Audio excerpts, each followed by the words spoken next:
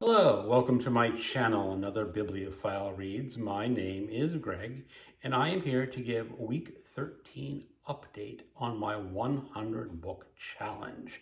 Now, this was a challenge created by Criminale, where you have to read 100 books that you already own before you can buy a new book. There are a few exceptions, such as the books I have to purchase for the BookTube prize, because I promised to read those before I join this challenge. Now, there may be an issue. I may have fallen off the wagon and failed. A few weeks ago, Brian at Bookish issued sort of not a challenge video, a response that you were supposed to comment on banned books that you like or want to read. I did one on Lolita, but I also mentioned that I wanted to read Mouse. Mouse is currently banned in Tennessee in the school district, and calling it a ban is maybe a technicality. They say it's just removed from the school system. But either way, I wanted to read that for the Read Banned Books 2022.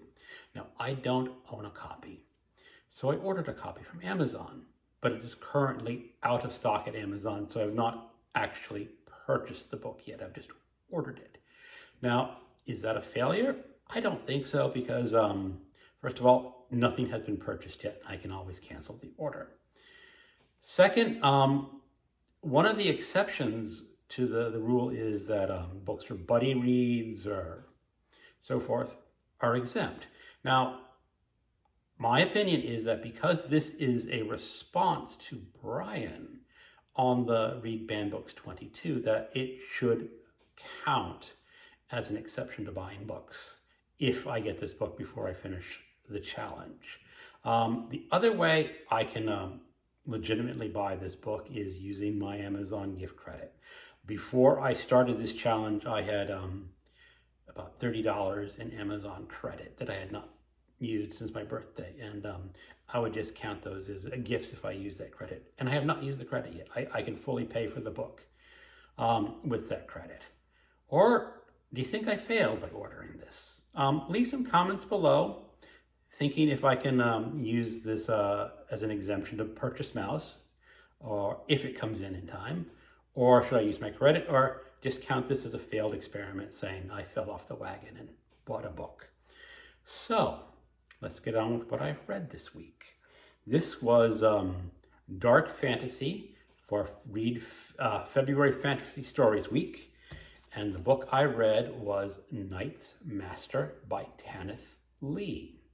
This is not a novel. This is really a collection of interwoven short novellas. And I did not like this at all. It was told in sort of like mythological stories. It involved a demon prince in an under-earth when the world was flat. But the story just fell flat to me, and I really did not like it at all. Oddly enough, I remember reading the second book in this series, Death's Master, in high school. And I remember really loving that book when I read it back then. I don't know if I'll go back and try Death's Master, because this was just a very disappointing book to me. The next book I read was actually an audiobook, but I have a physical book to show you. This is Double Indemnity by James M. Cain.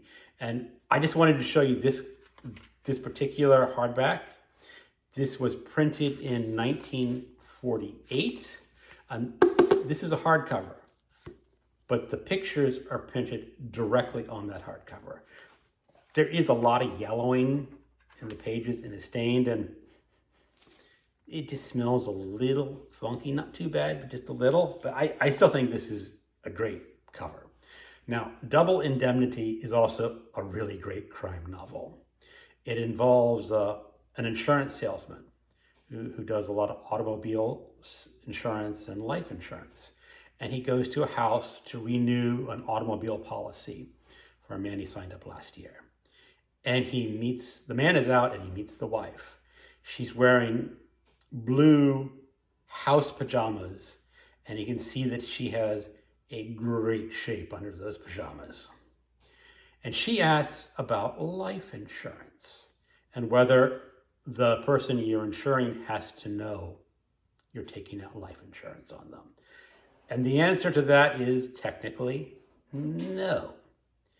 And he can tell right away that this woman has murder in mind.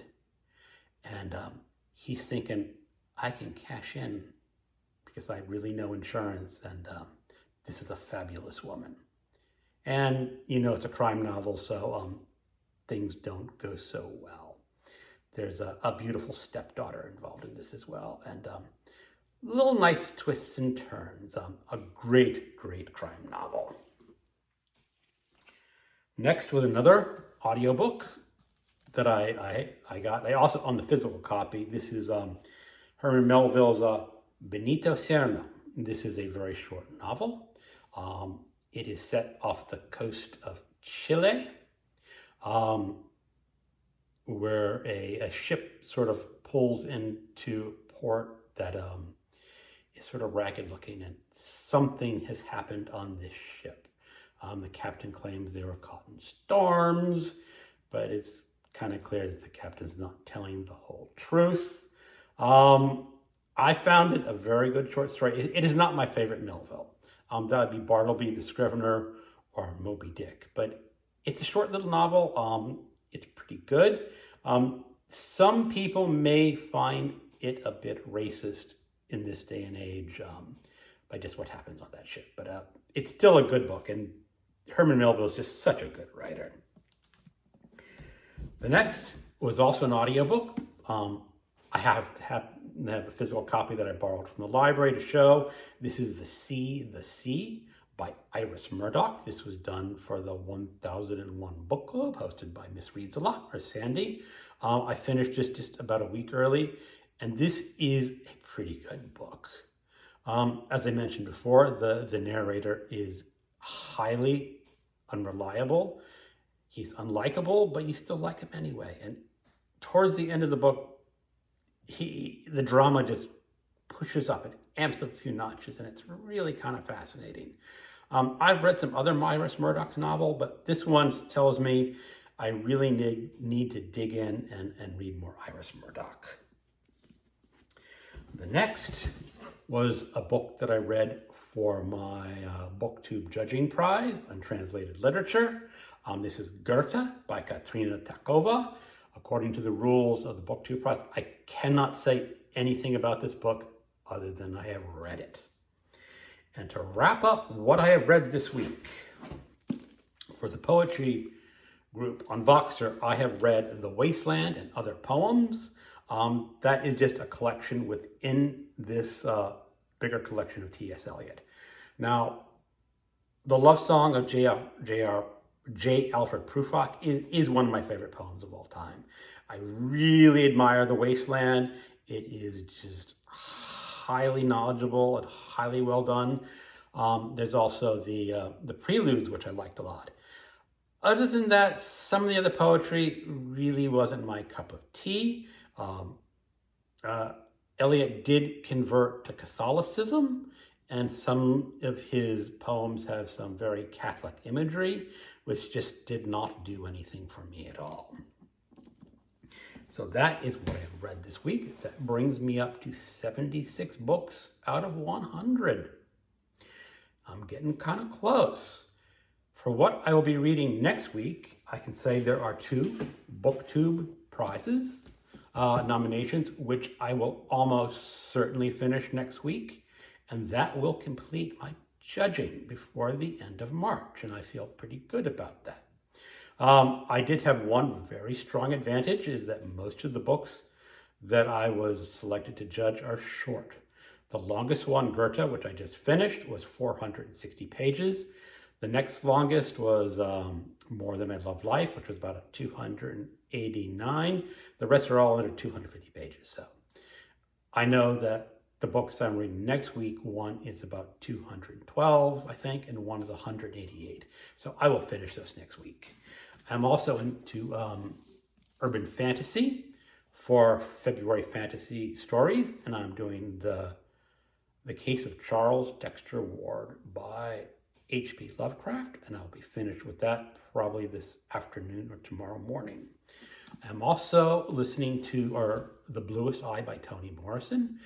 That is a book that I own and read before, but it's getting a lot of talk on this Banned Books Challenge, not Banned Books, the Read Banned Books 2022. A number of people have mentioned that, and I decided I was just going to go ahead and reread that or re-listen to that. And that is my week. Thank you so much for watching. If you like it, hit a like and subscribe, and thank you very much. Goodbye.